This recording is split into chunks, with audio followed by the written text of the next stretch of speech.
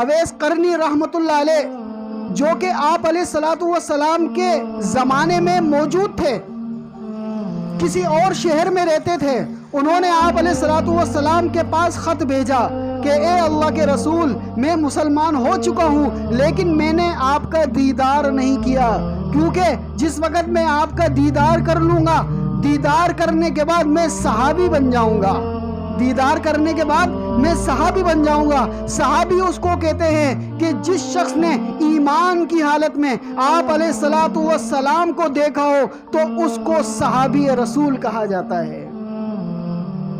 تو اویس قرنی رحمت اللہ علیہ نے خط بھیجا کہ اے اللہ کے رسول، میں آنا چاہتا ہوں اور آپ کی خدمت میں رہنا چاہتا ہوں اور آپ کا دیدار کرنا چاہتا ہوں تاکہ میرا نام بھی صحابی رسول میں لکھا جائے، لیکن میری والدہ بڑی بیمار ہیں۔ آپ علیہ الصلوۃ والسلام نے اس خط کے جواب میں لکھا کہ دیدار کرنا بہت بڑی فضیلت کی بات ہے، آپ علیہ الصلوۃ والسلام کا دیدار کرنا بہت بڑی فضیلت کی بات ہے۔ جس نے بھی آپ علیہ الصلوۃ والسلام کا ایمان کی حالت میں دیدار کر لیا اس پر جہنم حرام ہو گئی، اس پر جہنم حرام ہو گئی اور وہ کبھی دنیا سے بے کلمے کے نہیں جا سکتا، کیونکہ صحابہ کرام تمام جنتی ہیں، رضی اللہ عنہم ورضوا عنہ، وہ تمام صحابہ جنتی ہو گئے۔ بہت بڑی فضیلت کی بات ہے، لیکن اے میرے بیٹے، اے اویس قرنی، اس وقت آپ کے لیے حکم یہ ہے کہ آپ اپنی ماں کی خدمت کرو۔ اس وقت آپ کے لیے حکم یہ ہے کہ آپ اپنی ماں کی خدمت کرو۔ اور اویس قرنی رحمت اللہ علیہ نے جب وہ خط کا جواب دیکھا تو وہ اپنی ماں کی خدمت میں لگے رہے اور جا کر دیدار نہیں کیا، یہاں تک کہ آپ علیہ الصلوۃ والسلام دنیا سے تشریف لے گئے۔ کیوں؟ اتباع سنت۔ اتباع سنت اس چیز کا نام ہے۔ شوق تو یہ تھا کہ میں جا کر آپ علیہ الصلوۃ والسلام کا دیدار کروں، دل تو یہ چاہ رہا تھا کہ میں آپ علیہ الصلوۃ والسلام کو دیکھوں، جس کو دیکھنے کے لیے یہ ساری کائنات ترستی ہے، جس کو دیکھنے کے لیے یہ پھل پھول درخت پودے چرند درند پرند جانور حیوانات جنات، یہ ساری کائنات کی مخلوق ترستی ہے، میں تو اس کو جا کر دیکھوں، دل تو یہ چاہ رہا ہے، لیکن آپ علیہ الصلوۃ والسلام کا ارشاد یہ ہے کہ نہیں، اس وقت اپنی ماں کی خدمت کرو۔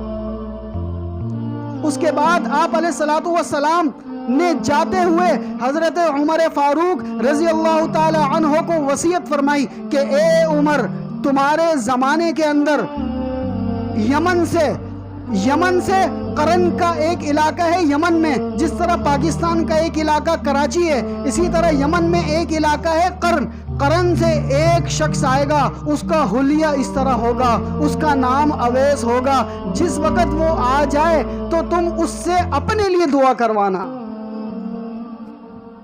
چند سالوں کے بعد کہ جب حضرت اویس قرنی رحمت اللہ علیہ بوڑھے ہو گئے، ماں کا انتقال ہو گیا، حضرت ابو بکر صدیق رضی اللہ تعالی عنہ کا زمانہ بھی چلا گیا، حضرت عمر فاروق رضی اللہ تعالی عنہ کا زمانہ چل رہا ہے، اور جب بھی کوئی یمن سے کوئی قافلہ آتا تو حضرت عمر رضی اللہ تعالی عنہ نے تمام اپنے دستوں کو اور تمام فوجوں کو یہ کہا ہوا تھا، جیسے ہی کوئی یمن سے قافلہ آئے تو فوراً مجھے اس کی اطلاع دینا۔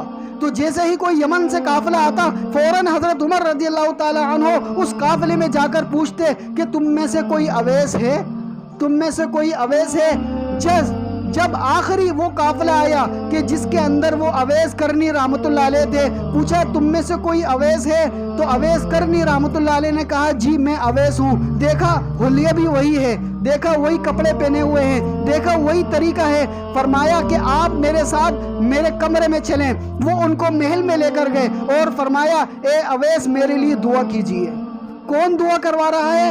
امیر المؤمنین، وہ عمر کہ جس کے بارے میں آتا ہے کہ اگر میرے بعد کوئی نبی ہوتا تو وہ عمر ہوتا، وہ عمر کہ جس کے حکم پر اللہ رب العزت قرآن میں احکامات نازل فرما رہے ہیں، وہ عمر کہ جس کو دیکھ کر شیطان بھی اپنا راستہ بدل لیتا ہے، وہ عمر کس سے دعا کروا رہے ہیں؟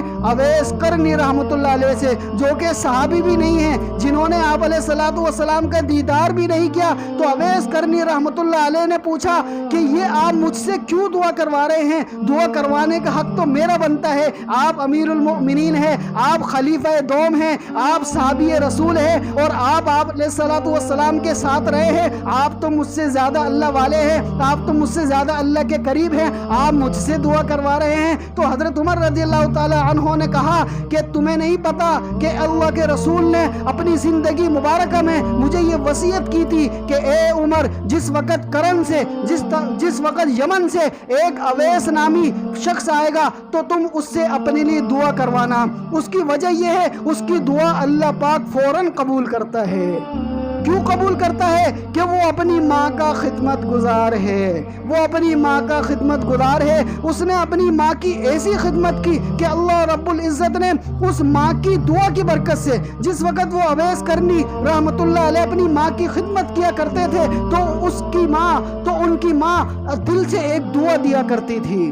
اور ان کی والدہ کو جب یہ پتہ چلا کہ اس نے حضرت محمد صلی اللہ علیہ وسلم کو خط لکھا ہے اور کہا ہے کہ میں آپ کا دیدار کرنا چاہتا ہوں, میں صحابی رسول بننا چاہتا ہوں, لیکن اللہ کے رسول نے یہ ارشاد فرمایا کہ آپ کی والدہ زندہ ہے اور آپ کی والدہ کو آپ کی ضرورت ہے, تو آپ کا دیدار کرنے سے زیادہ فضیلت آپ کی والدہ کی خدمت کرنا ہے.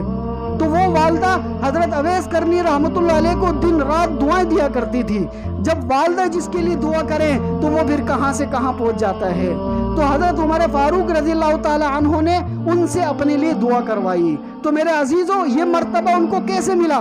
والدہ کی خدمت سے ملا, والدہ کی خدمت سے ملا. تو آج ہم پر بھی, ہم مسلمانوں پر بھی یہ فرض عائد ہوتا ہے کہ ہم بھی اپنے والدین کی خدمت کریں.